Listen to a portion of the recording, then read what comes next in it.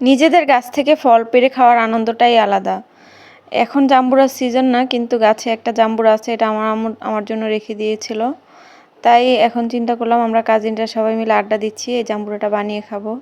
তো যে চিন্তা সেই কাজ, জাম্বুরাটা গাছ থেকে পেড়ে আমরা সুন্দর করে এটা মাখিয়ে খেয়ে ফেললাম সবাই মিলে।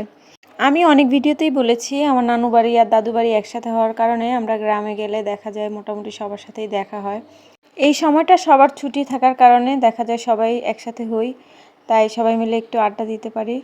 আর আমরা সবসময় চেষ্টা করি যতটুকু সময় আমরা একসাথে থাকি খুব আনন্দের সাথে কাটাতে।